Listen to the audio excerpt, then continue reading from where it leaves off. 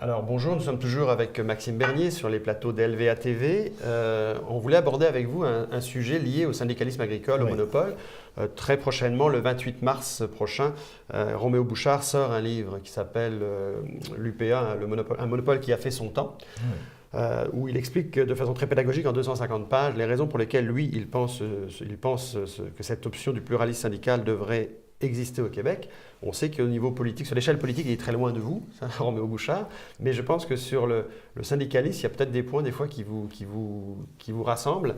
Expliquez-nous, en tant que politicien fédéral, comment ça se fait-il qu'au Québec, on soit dans un monopole syndical agricole quand toutes les autres provinces du Canada, semble-t-il, sont au pluralisme? Bien, là-dessus, il faut bien dire que c'est le gouvernement du Québec qui a décidé ainsi en passant la législation québécoise. Moi, mon rôle est au niveau fédéral. Nous, au niveau fédéral, on croit à la liberté de choix des gens pour faire partie d'un syndicat ou d'un ou deux ou d'autres syndicats. Donc, que les gens puissent avoir le choix.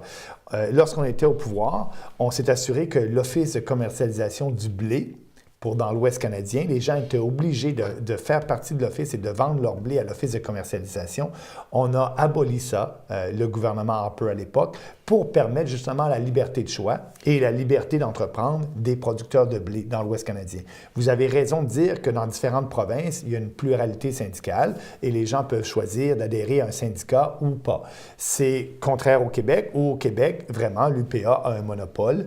Et là, si on veut, moi, je souhaiterais que ce monopole-là soit, si l'UPA elle donne des services à leurs membres. Et les membres ont besoin de l'UPA pour les services qu'ils rendent. Il n'y a pas de crainte à l'UPA de changer la loi québécoise et ajouter seulement une phrase, adhésion volontaire. Ça change tout. Les politiciens québécois, là, pour... Qu'est-ce qui fait que les politiciens québécois... Parce que l'UPA est un monopole puissant. Il y a une peur, quand même. Il y a une peur, et c'est la même peur. Pourquoi qu'au fédéral, dans la course au leadership, j'étais le seul à parler pour les consommateurs et pour l'abolition de ce cartel-là? Parce qu'on a, nous, les politiciens, les producteurs sont bien organisés et viennent dans nos bureaux à chaque 2-3 semaines faire leur lobby. Et les politiciens ont peur. Mais je vais vous dire, lorsque j'étais en Beauce et puis j'ai pris cette position-là, il y a une dame qui est venue me voir, elle a dit « Monsieur Bernier, vous avez raison de dire que notre lobby n'est plus ce qu'il était avant. Notre puissance syndicale n'est plus ce qu'elle était avant. » Et elle m'a dit « Je viens de Saint-Martin-de-Beauce. Dans mon rang à Saint-Martin, il y a 20 ans, on était 10 producteurs laitiers. Maintenant, je suis la seule productrice laitière. Je produis autant que les 10 de façon plus efficace, mais quand je vais voir mon maire ou mon député, on est 3 dans la famille. Quand il y en avait 10 dans le rang, 10 familles de 5-6 personnes par famille, ça a un impact pour un politicien. Mais les politiciens ne réalisent pas que l'Union des producteurs agricoles, ce monopole syndical, ce n'est pas la fin du monde et leur pouvoir politique de défaire un politicien n'est pas aussi grand qu'il l'était il y a 50 ans. Et ça, les politiciens ne le réalisent pas. Mais c'est un débat québécois. Oui, c'est un débat québécois. C'est un débat québécois. Je ne suis pas sur la scène québécoise et je regardais ça. Mais moi, en tant que politicien... Oui, mais est-ce que ça ne vous tente pas des fois de dire j'embarque dans une carrière québécoise pour défendre... Non, mais je souhaite que les politiciens québécois arrêtent d'avoir peur parce qu'ils donnent trop d'importance à ce lobby-là par rapport à leur campagne électorale. Ils pensent que si on déplaît à l'UPA, qu'on ne gagnera pas leur élection. Ils n'ont pas... j'ai 5000, moi, producteurs sous gestion de l'offre en Beauce. Il y en a quelques-uns qui ne sont pas d'accord avec ma position. C'est un risque de perdre 5000 votes. Mais il y a 95 000 personnes qui votent dans Beauce en élection.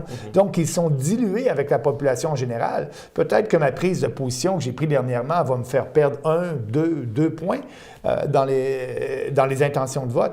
Mais comment de points que j'ai gagné en défendant les familles pauvres en Beauce qui paient ces biens-là, cette nourriture-là, le double du prix. Et ils le savent parce que quand ils traversent la frontière du Maine et de la Beauce, ils vont voir dans une épicerie, ils peuvent faire leur épicerie là-bas, acheter leur poulet, leur lait et leurs œufs, emmener ça au Canada sans taxe, parce que ces produits-là ne sont pas taxés au Canada. Donc, si quelqu'un achète une épicerie aux États-Unis et traverse au Canada, il ne paiera pas de taxes. Et il y a plusieurs Beaucerons qui le font. Donc, il ne faut pas avoir peur d'offrir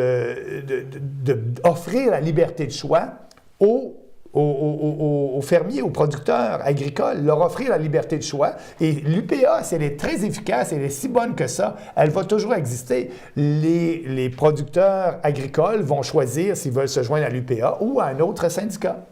Monsieur Bernier, merci beaucoup. Merci.